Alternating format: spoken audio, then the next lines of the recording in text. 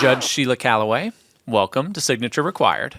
Thank you. I'm excited about being here. I'm excited to read your bio here so that everybody knows who we've managed to land on Signature Required. Graduated from Vanderbilt University, go Doors, Go Doors. with both undergraduate and law degrees. Double door.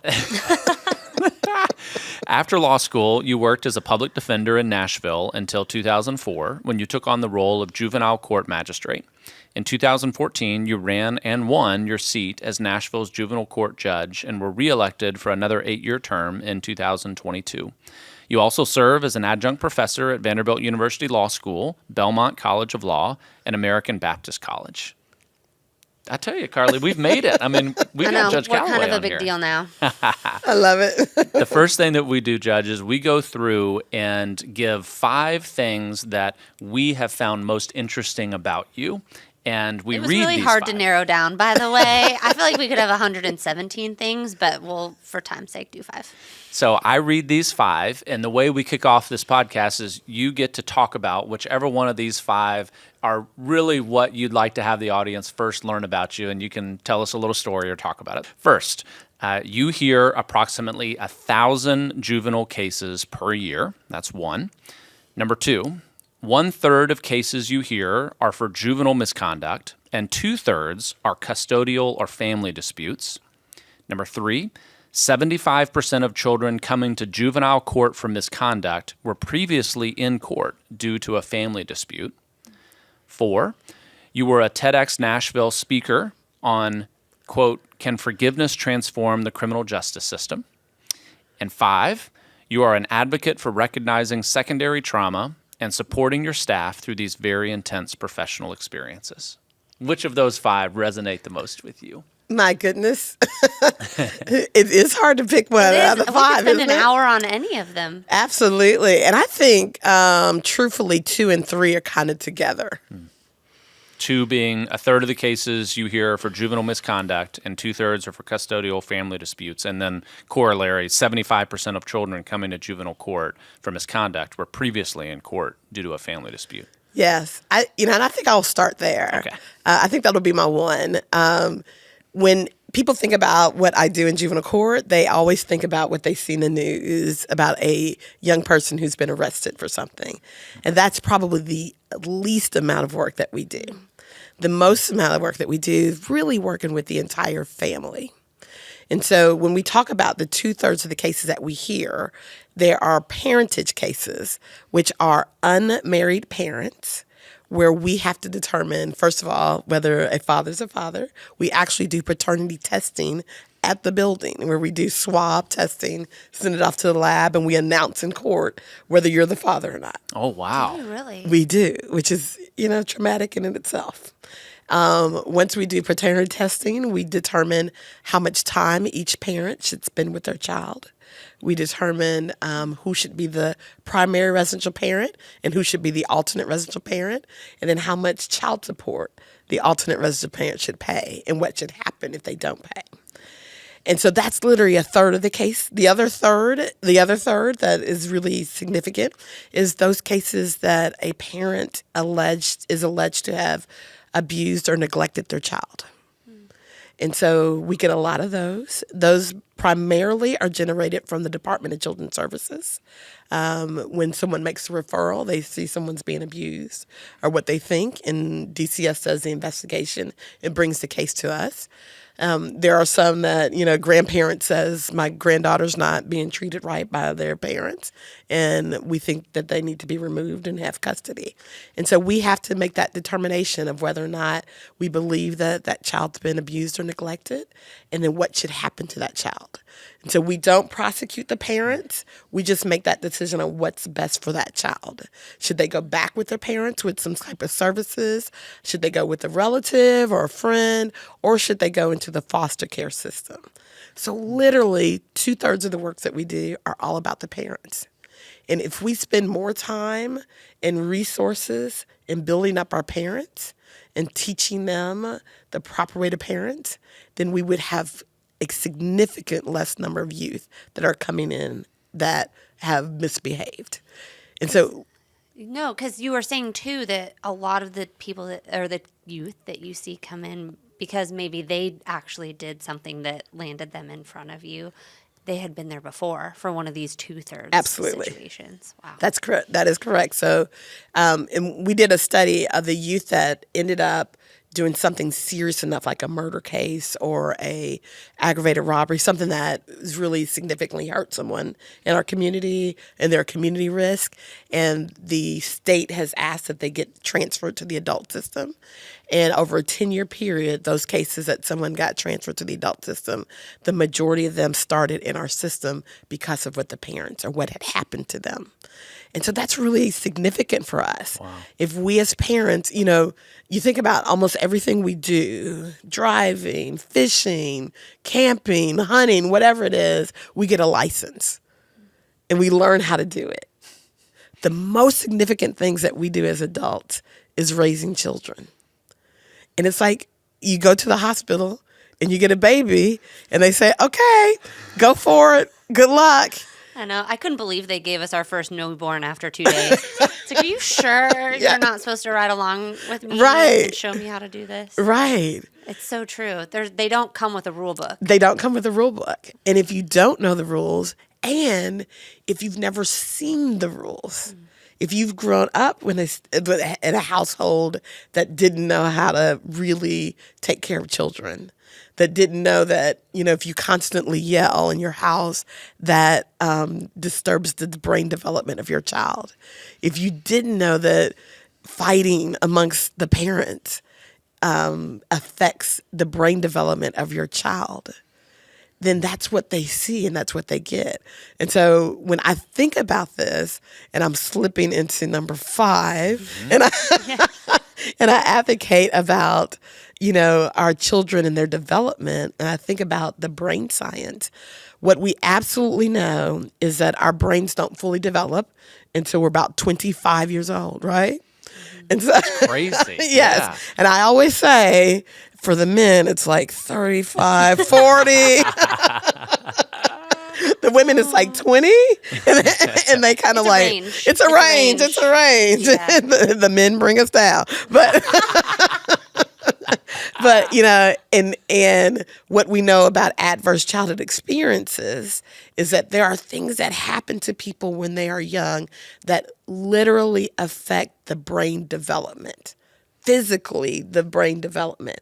And so if you are in a household that has a lot of domestic violence or physical abuse or neglect, or parents who are incarcerated, and the higher you rate on the adverse childhood experiences test, the more likely that your brain has physically been changed and doesn't develop the same as someone who didn't have that. I've seen that where in autopsies, just like you can tell with concussions, and they can do work to say, we're able to tell which one was the football player and which one was the accountant Yes. here. Yep. In the same way, they're able to conclusively tell from the autopsies which one has had childhood trauma. Yes.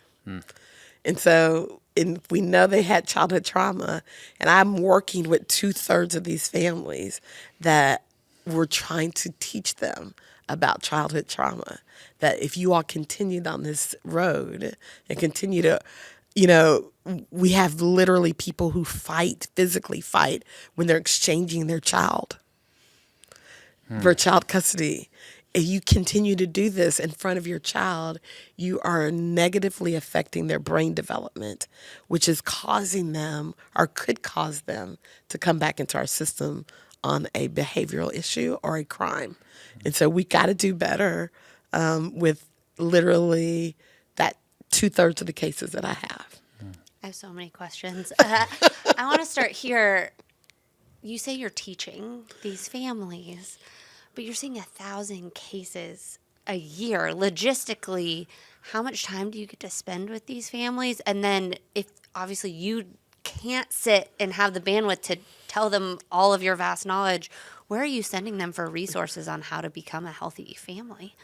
Those are wonderful questions. I would say I personally probably do the 1,000 cases, but I have a staff of 120. I am the juvenile court judge, and I have 9 magistrates, and so they literally see even more than I see, because I only see the cases. If your case will start with a magistrate, and if you're unhappy with your decision, then you get to appeal it to me. And so I only hear the ones that haven't had anybody touch it. That so sounds like me. It's just the stuff that really no one else can figure out, and the hard ones, it's Come like, to you. yeah, Bless. all the tough stuff. So when you think about the 9 magistrates I have, I would say they probably, each one of them hears at least 1,000-something cases. And so I think like our numbers like of petitions in a year are around 15,000 petitions that we have that come through the court system a year. And is that Davidson County That's as Davidson a whole? County. Okay. That's Davidson County as a whole. And so it's important for me, slipping really into question number 5, is to teach my staff and to train my staff that we have to do a holistic approach on how we do our services for our families. And so I'm not the only one that's teaching. So I'm empowering my staff to actually be the ones that are on the ground teaching as well. And so it's a whole court system that we're changing the way that we do our services. And so we absolutely work with lots of community-based organizations. We cannot do it by ourselves. A court should not be doing these things by ourselves. What's so important is I believe that, it takes a village to raise children. And the court system shouldn't be the village. And so we reach out to our community partners and let them be part of their village, because we want our families and our children to be in community settings where people are helping them and people are around them to support them. We want to be a village and we want to support the village. And so we work with lots of community organizations. I'm always like, if you got a program that you want for the families or for the children, just come in, talk to us, and we'll put you on our list and we'll get you plugged in, because the more people we have helping everyone, the better. And the way we like to do it, for instance, is I have Marion Smith is in charge of our resources. And so she'll talk to the people who want to come and bring services to our youth and our families, and we'll figure out like what area of town do you live in, what area of town do you serve. So if it's a community-based organization that's their offices are in West Nashville, then we're going to try to refer families that are in West Nashville, because what we used to do is we pick one program and we make everybody go to that program, and whether you lived in East Nashville or South Nashville, you had to go to this over here. And what if you have transportation issues? And, I know Mayor O'Connell's working on it, but we don't have the best transportation system in the world. And so, maybe in a couple of years we'll have a better one. But if you're living in South Nashville and you got to go to a program that's in West Nashville, sure, you got to take like 3 buses to get there, right? And that's with your difficult. Kid. With your kid. Yeah, no one wants to do that. No one wants to do that. And so, we were finding like a lot of people not being successful because they couldn't get to programs, not because they didn't want to. It's not that they're saying we don't want the help, we don't need the help. We want the help, we can't get to it.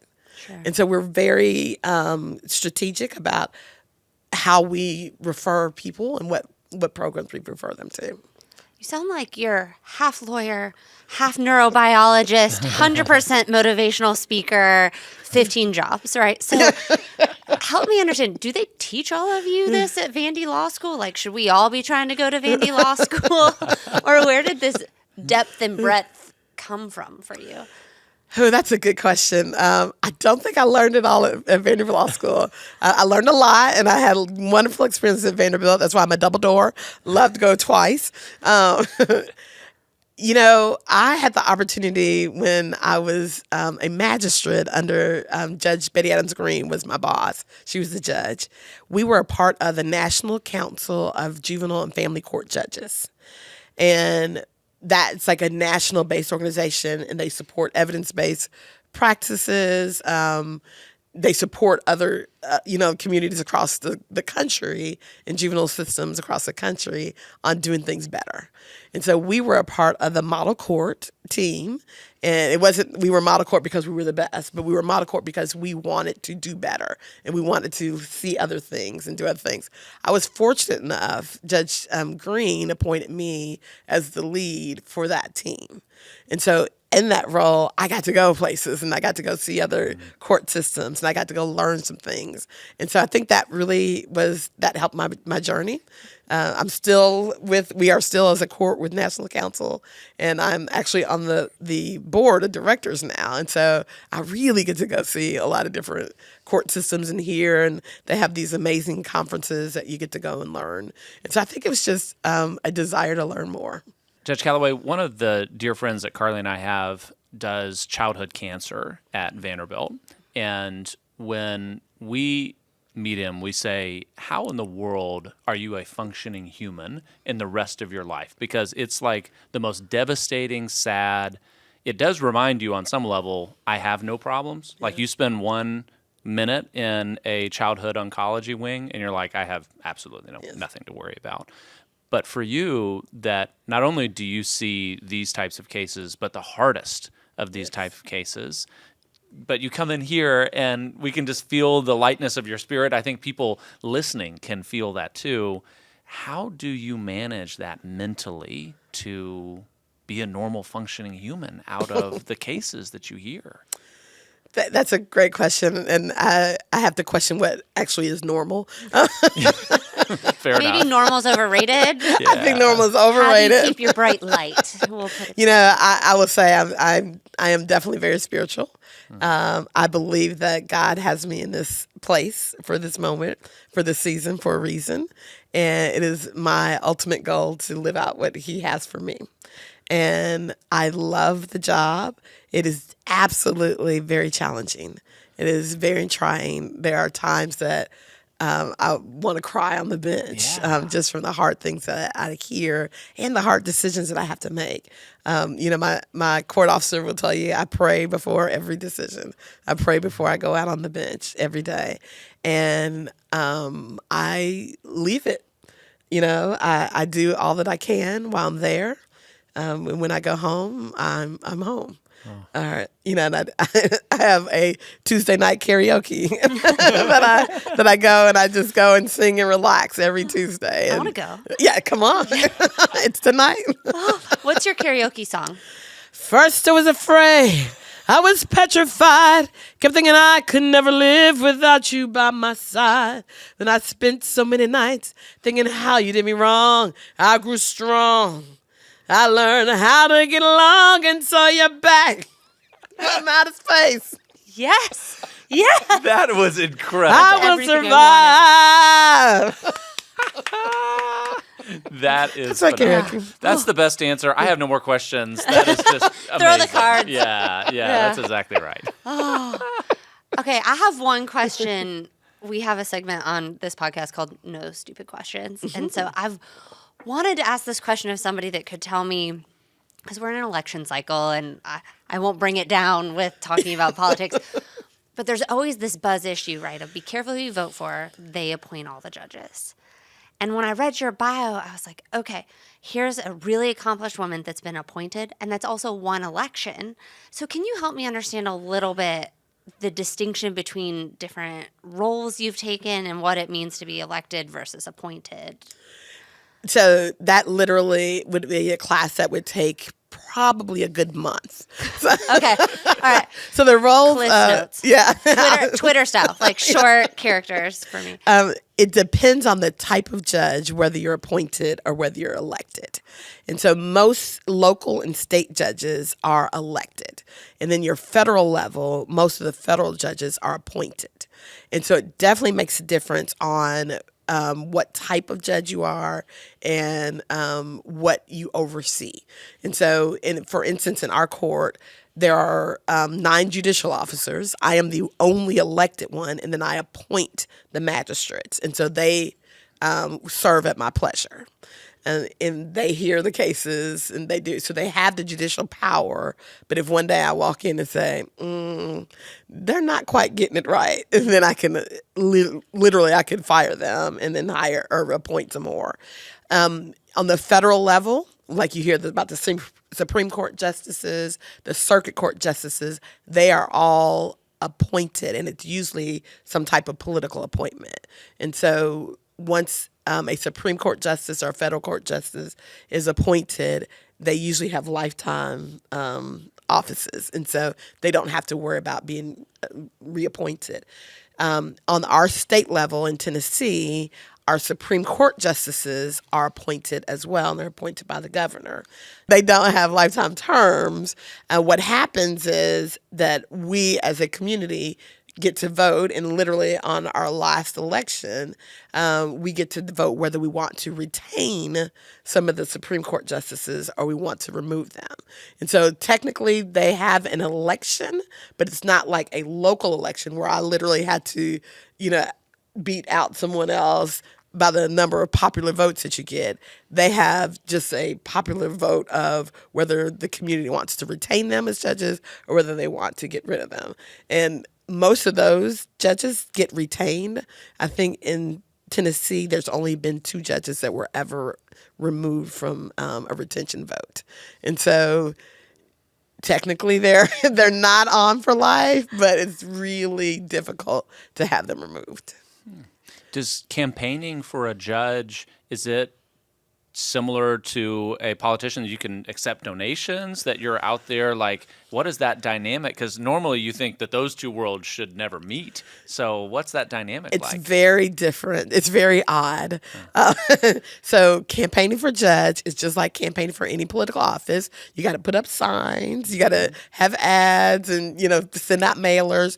But as the candidate, I cannot directly ask you for money because there should be a distinction. I shouldn't know who's giving me money because you may come into my court and I'll be like, oh, yeah, he donated $1,000 to my campaign. Yeah. Does he get an unfair advantage? And so they try to keep judges separate from the actual collection money, but the way we do it is you have a team and you have call time, and I call you and I say, hey, Spencer, just want to remind you I'm running for judge again. I'd love your support. And Spencer says, well, how can I support you? I said, hold on, let me talk let you talk to Karen. She can tell you how you can support me. And then you call and you say, oh, you can support her by giving a donation. And so, and we see all the donations at the end. We have to sign off, for the donations. So it's not. You see it anyway. You see it anyway, but we're not allowed to ask for it. Now, I will say that was probably the hardest part of campaigning for me. I loved going to forums because, as you can see, I can talk a little. I love to go to forums. I love to go. And do you ever sing for them, though? I do sing for them. Most of them. Uniquely privileged. Okay. I'm sorry. I do sing most of the times I go places. Sorry. Love it. Hopefully you'll do it again. Yeah. But, to sit down and have call time to ask people for support was a really difficult part of campaigning. I believe that. So there's a buzz issue going around, and I want to phrase this question correctly, so give me a second to make sure I say this. I think a lot of people have the impression, and there's statistics out there, that a lot of juveniles that commit crimes are repeat offenders. It happens again and again.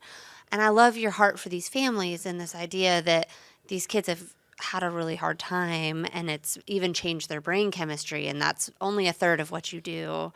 But what is your thought on that, about these kids that maybe have an offense and then get out and do it again? What could we be doing to support that?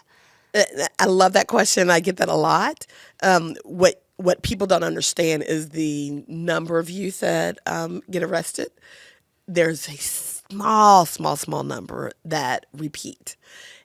And so what we have to do better is that those youth that we know that are at risk of repeating, we have to connect them more with more intensive services. So let me say, for instance, and I will say too, there's also a belief that juvenile crime is like out this world crazy, and there's so many kids that are running around doing things. It really is not. Nationwide, juvenile crime is down significantly from where it was 10 years ago. Specifically in Nashville, Davidson County, we are down about 60%. So in 2013, we were arresting about 5,000 youth a year. And in 2023, that was down to about 1,000 youth a year. So you're trying to work yourself out of a job. I'm is working what myself hearing. out of a job. Yeah, I am. And so when I think of that, first of all, that's huge. And it took some time, and it took some work with, partnerships with the police and the school system and a lot of our community organizations to really figure out, let's do more preventive stuff so we can prevent youth from getting arrested. And so we've really worked together as a community to decrease the number of youth that were getting arrested. So what happens is you have a smaller number of people getting arrested. We are able to give more intensive services for that smaller number. What we do in Nashville in our juvenile court is we have evidence-based risk assessments that we give to that youth that we are determining whether or not they should be diverted from the system or whether we need them to have some more services. And so for those who are low risk and low needs, we divert them and we literally give a referral to our community-based organizations and say, hey, this kid got a little off track. He needs probably just a little mentoring and some other things, but we think he's going to be all right. And so we connect them to community-based organizations. Of the youth that we have diverted over the years, we are about at a 6% recidivism rate. So it's literally a small number of youth that are coming back in. But when we look at our higher risk youth, and what the studies show, the deeper a child gets into the system, the more likely is that they're going to stay in the system and that they're going to repeat. And so what we are concentrating on, instead of giving our court services to all of these youth that don't need it and their risk is low, we send those to our community organizations. The ones that are left, that their risk are high for reoffending, we put more court intensive services for them. And so we have different court programs. We have a youth recovery court. And so those are for our youth who are struggling with drugs and alcohol and are abusing those. And so we have some specialized program for them where they have to come to court once a week and they have to see their case manager on a regular basis. And so our youth case managers will go out to their schools to make sure that they're in school and doing their things. So we'll go to their homes and we'll check the home, check the room to make sure that there's nothing that they don't need in their place. And so there's a lot more stuff that we do. We also have a gang resistance intervention program. It's for our youth who have been identified by the police department as being gang connected or a lot of association with gang. They may not be in the gang yet, but their associates are, and they're on that borderline. If they do, a little more, they're probably going to be in it. And so we have several case managers, youth case managers, through our GRIP program that give extreme intense work with those. And we partner our GRIP program with the Oasis Center REAL program, which is Reaching Excellence as Leaders. And they partner also with Cafe Momentum, which is a work-based cafe program, which is wonderful, and Epic Girl, which works with our young girls. We also work with an organization of Why We Can't Wait and Find, F-I-N-D, Find Design. I could name all of them, but these are some of the main ones that work with our most justice-involved youth. And those are the youth that we have to get more and more intimate services, that they have accountability partners, that they have mentors, that they have someone that they know, they're not called probation officers, but my SA officer is coming over and they're going to check my house. I got to get stuff together. We use curfews for them. Sometimes if it's an extreme case, we might use electronic monitoring. And so those are the cases that we have to set aside and do a lot more stuff with. And so we can do that now because we're diverting the ones that don't need this. We're diverting the ones that just need, hey, Spencer, come on, let's go on this way. Let's hang out with these people, not those. Yeah, let's pull it together. Let's pull it together, yes. And so those we can just send to our community-based organizations and say, do what you can to make sure they don't come back. And they don't come back. The majority don't. And so that's what we do. Judge Calloway, one thing I love about your story is you are truly seeing the everyday realities of how policy impacts things. And you probably see some that's like, okay, that's having the desired effect. And then a whole lot of them that's like, if they only spent a day in my court, what they would do differently. So I wonder, do you get invited to speak in front of the state legislature and have the chance to really testify in a way that your opinion gets heard? Or what do you do to get your voice out there? That's a great question, Spencer. And we just went through a cycle that was very heavy on juvenile laws. We have an organization called the Tennessee Juvenile and Family Court Judges, TJ CFA. And we have an executive committee and a legislative committee. And our legislative committee, which I have been on in the past, and I'm on the executive committee now, we spend a lot of time during session trying our best to explain to the legislature exactly what some of the policies, the effects they may have. I have had the opportunity. There was a summer session about 2 years ago where they were looking at things that they could do with the juvenile court reform. And I did have the opportunity to testify in front of the legislature twice and kind of explain to them how the judges felt some of the laws might affect us. And we try our best. We were probably, if you would say, we would probably say that we don't think we were very successful this time. There were some laws that were passed that we probably would have loved to have more input on. And now that it's come to the time that we have to begin implementing some of these things, it's going to be difficult. And so we are working our way through some laws and would love to have a better working relationship with the legislature and more opportunity to really talk to them and tell them, what things work and what things don't. How powerful would it be for the legislature individually to say at some point over your 2-year term in the House, you've got to spend one day in Judge Calloway's court? Like, how impactful would that be and faith restoring amongst your average Tennessean to say, all right, they are having to go out there. Like, I experienced that in, the FedEx delivery world, is going out and delivering a box and running from dogs. Like, I can appreciate totally differently what people go through than if you're just in a spot of trying to manage your schedule. Yep. I appreciate you sharing that. Is there an organization in particular that you feel like is a place that for someone that's hearing this and wants to hear more from judges, more from people that have gone through your experience? Is there a channel to get to tune in and learn? Like, clearly we're doing that today, but anything regularly that you do?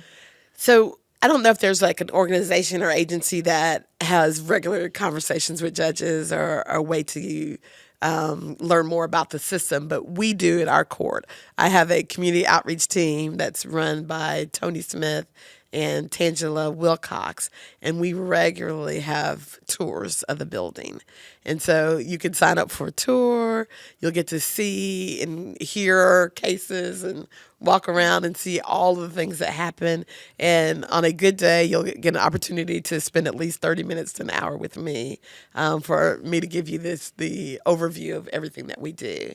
And we do it on a regular basis. We have a wonderful partnership with the Vanderbilt Hospital, Children's Hospital, the pediatrics residency program. And so as residents come through, they come as part of their, I don't know if it's like part of their class or requirement, but they set up an appointment and I come or they come to the courthouse and I sit with 2 or 3 of them at a time and just talk to them about the things that we see. I also give them tips as, a resident that's going to work with children and youth. These are the things that we see in the court that we think you should be aware of.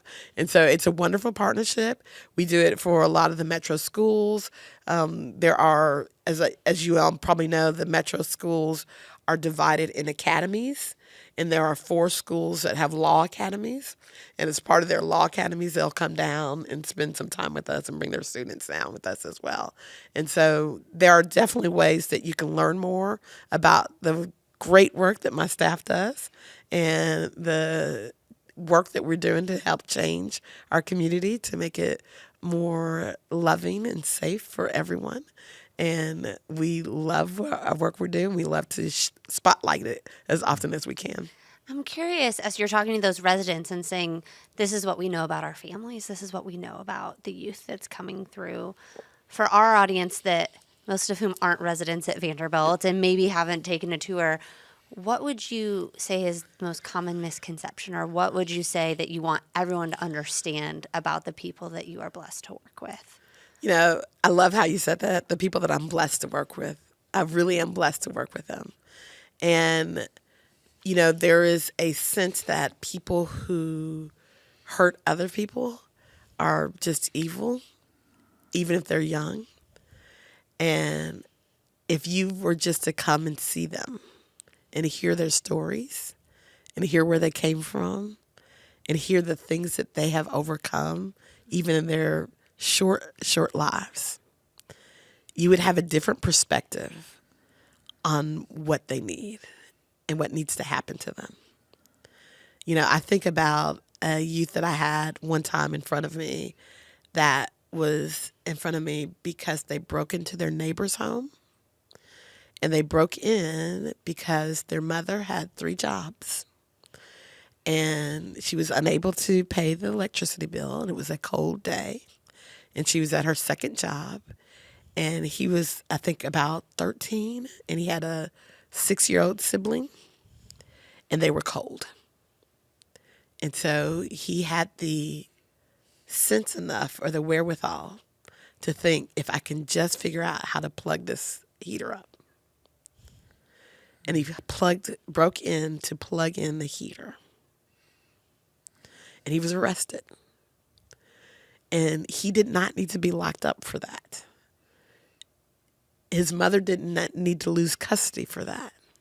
That's one of those community issues where you have a struggling single parent who's doing her best to make ends meet and hasn't been able to do it. And so if the community could see that, to see where we could help her pay for the electricity.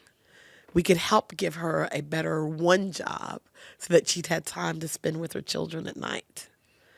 That we could help them. That child would have never come into the system. And so those are what I want people to see. That's hard to follow with another question, but I'll ask you one more. If you had a magic wand and you could do one thing in our city, one policy change or one program that was built up, what is the one thing that keeps you up at night that you wish you could get done? If I had a wand, a magic wand, and I could do one thing to help our community, I think I would focus on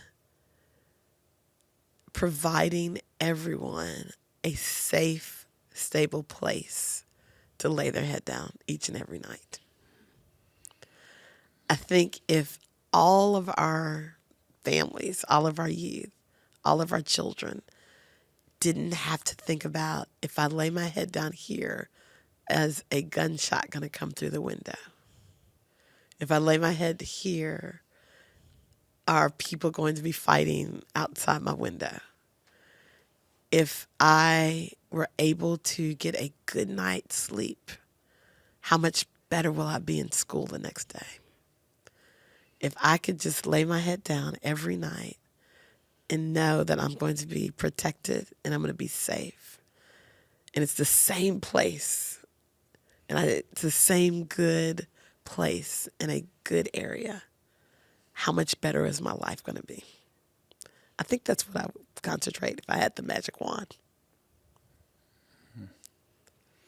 That's an unbelievably powerful answer. And just, you can hear it in your answer of how many cases you've seen and the impact that that has left on you. But it's given you an incredible platform to be able to say, I know what is going on here. And the authenticity with which you speak is just really something that I'm so thankful to get to learn from you. So you've seen it a long time, but thank you for continuing to share it with us. It's just really It's really moving to me. One thing that I'd just love to ask you about was during COVID, when I imagine being on the bench and I'm making decisions about which parent is going to have custody, the body language that you see in the room, I have to imagine, weighs into some of the thought process, is that you see things. In COVID, though, and you can correct me if I'm wrong, with it potentially being virtual, a lot of those things were taken out of your ability to judge a situation. How did you go through that season, and how did it impact the court? So COVID season was definitely difficult. I will say personally, I was one of those extroverts that people said, check on your extroverts. We struggled. We struggled. Yes, we I did. needed people. I will say we were under, all the Tennessee courts were under the authority of the Tennessee Supreme Court. And there were certain cases and hearings that we had to have throughout the entire stage of COVID in person. Okay. And so I was fortunate enough as the leader of the court to get to go home. I mean, to leave my home every day and go somewhere. And so every day I was at court. Okay. And we would have groups of people come in, like 3 magistrates a day would come in, and they kind of worked in teams. And so this team would come on this day, so that if COVID came, then we had one team out and we still have another team to come and handle the rest of the cases. And so during COVID, any child that was removed from a parent's custody because of neglect or abuse, we had to hear those cases in person. Okay. And then any child that's arrested and is held in our pretrial housing facility, we had to hear those in person as well. We also have parentage cases of people who don't pay child support who may have had an arrest order. If anybody was arrested on a child support case, we had to hear those cases in person as well. So there was a category of cases that we heard in person. The rest of the cases, the custody cases, we did have to do them by Zoom. It was WebEx is what Metro government required us to use. I will say it was super, super difficult to have long custody hearings on a virtual space. Yeah. And so the majority of the cases that I had, we did not hear them. And we waited until there were times that people could come in person. We would hear small kind of things, like if there was a issue of who should, if parenting time should change, like who should do the pickup and drop off, that we could hear that wasn't going to require a whole lot of evidentiary rules and document and stuff that we can hear quickly. We would do those on WebEx. But if it was a very complicated, involved a hearing with lots of witnesses, we just waited until there were times that we could actually bring people into the courtroom. I appreciate just learning about the mechanics of the court, because as you mentioned, there's just so many cases that, Yes. as a logistics guy, I really appreciate how much you all have to go through altogether. Maybe just one last question about the magistrate judges that you appoint. When you are appointing those judges, are you choosing from hundreds and hundreds of people that just would give anything to be in that spot? Do you find that what I've seen is a lot of public officials, when you compare the salary that they receive versus what they could receive in the private sector, a lot of times they're taking literally like 20% of what they could make somewhere else. So how do you see that playing out in the magistrate appointments? Yes, I will say when I started off as a magistrate, I had been practicing law for about 10 years. Literally, I started as magistrate and the pay was about $90,000 a year. When I graduated from law school, I had many of my my classmates who were already at that time making like 90, 100. Yeah. Yeah, for and literally 10 years out, they're in the $300,000-400,000 that they're making, and I'm excited about being a magistrate at $90,000. Yeah. And so it's a big distinction. I will say the majority of the people who applied to be one of the magistrates, they worked in the juvenile system, and they understood nobody works in juvenile court to get rich. Yeah. They don't get rich monetarily, but they definitely get rich emotionally and, spiritually. They get rich because it's, for me, it's like it literally is God's work. We're taking care of his children. And so I think the people who apply absolutely know that it's not something that they're going to make a whole lot of money on, but they are going to make a big difference in our community. And I think that they love that and love that ability to make some changes for people. You brought a book for us today. So take a moment to tell us what we have here on the table. And if you want to pick it up and show it to the camera, then you can do that too. So this is one of my favorite books. It is The Deepest Well, Healing the Long-Term Effects of Childhood Adversity by Dr. Nadine Burke-Harris. When I first learned about adverse childhood experiences and how it actually changes the development of our children's brains, it was something I needed to learn more about. And I actually ran across a TEDx talk that was done by Dr. Harris, and it was amazing. And I said, I need to learn more about her. Read the book, couldn't put it down. And it really goes through her journey on, she started off just, fresh out of med school, wanting to change the world and wanting to make a difference, and picked a small community in San Francisco that was kind of impoverished and had a lot of low health things, and went in and said, I'm going to change this, and started seeing all these kids and thinking, okay, I can make a difference. I can do this. But then would just keep coming and keep coming and keep coming. And she tells a story about the deepest well, what she learned in her education. And she was did public medicine education thing. And what she learned is, you can have all these people who drink from the well, 100 people come to you drinking from the well, and 98 of them have diarrhea. And you can give each and every one of them some Imodium or something to cure the diarrhea. But at some point, you need to go look in that well and see what is in that well that's causing all of this. And so as she started getting all these kids that were coming with diagnosis of ADHD or behavior disorders or whatever, she said, what's going on? I can treat as much as I can, but I need to prevent. I need to figure out what's going on. And that's when she read the study about adverse childhood experiences. And it talks about her journey on, she wanted to yell it from the rooftops, this is how we fix it. This is how we make a difference. And how much pushback she got from everybody. Everyone in the community pushed back. And she didn't understand that. It was like, but this is going to make us all whole. And we should all be on this. We should all be ready to make a change. And what she realized is because it affects so many of us, it's hard for people to talk about. It's hard for people to reconcile. Oh, so really when I was abused, that really is why I can't lose weight, or that's really why I can't stop drinking. Yeah. And it's hard for people to reconcile and to deal with. And that's why there was a reluctance in their community to make a difference. But now that she is the Surgeon General of California, she's able to make policies and make a change. And so I love this book. So much of what's happening as a mom, and I know you're a mom, and the buzz issues we hear right now is so much around youth mental health.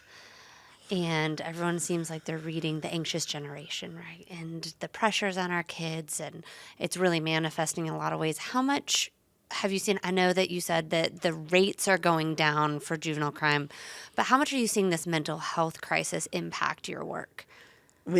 That is such a wonderful question. That mental health crisis is real. It really is real, and we see it on a regular basis. When I started, occasionally you might have a child that's diagnosed or has significant mental health issues, or someone who's incompetent to stand trial, like they just don't understand things. And it was here and there. I mean, it wasn't non-existent, but it was here and there.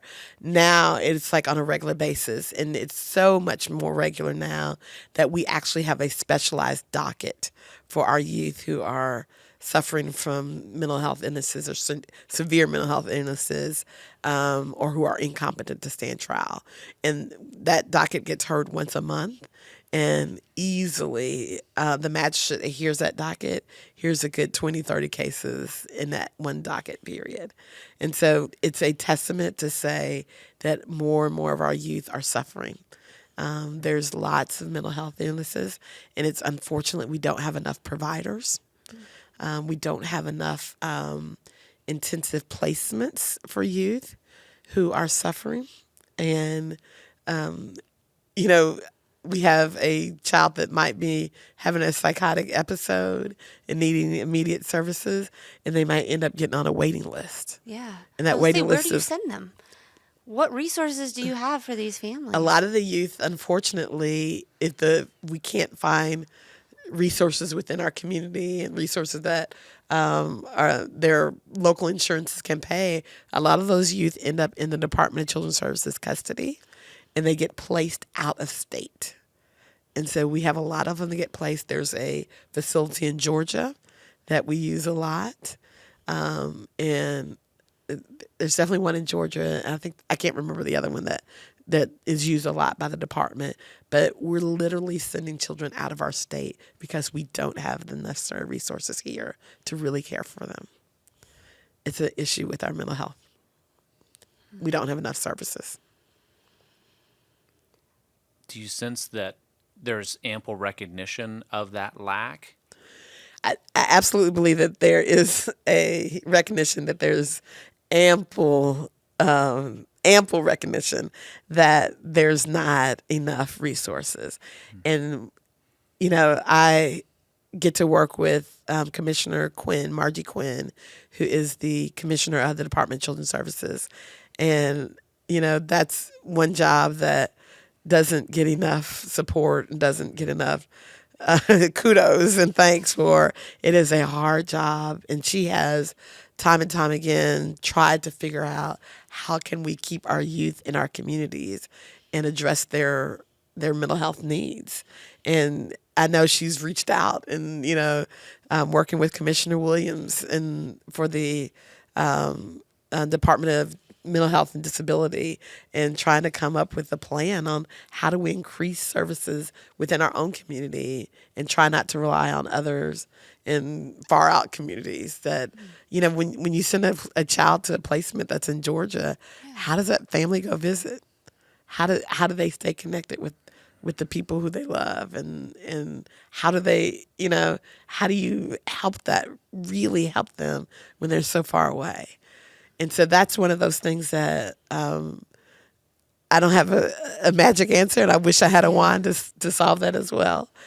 It's a troubling trend that's getting worse, and the more youth that we see that need mental health services and help, and the lack that we have, it just really hurts.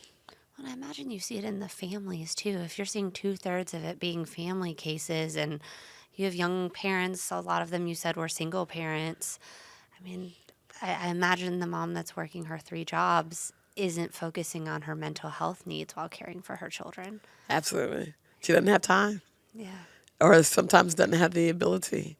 Yes, we see a lot of mental health issues within the parents as well, and lack of being able to really get resources to help. Well, I'd say, Judge Calloway, having you here does go right back to what Carly started this off with, is that you're careful who you vote for because they end up appointing a lot of people. And I'm really thankful that people were careful in the way that they voted for you, because you have had enormous influence on Davidson County and families, that you're making generational impacts in how the decisions come down from the bench. But your heart for the Lord is so evident, And it does restore faith in my own mind that you see some of the hardest stuff that there is to see. And with just a couple stories, you could make us all cry here.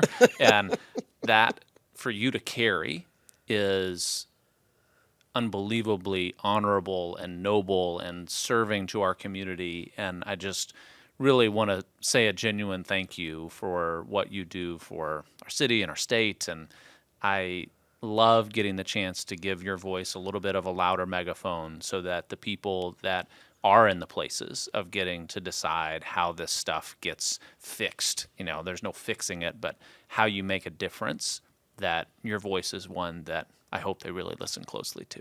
Thank you. Thank you. I really appreciate you being here on our podcast today. Thank you.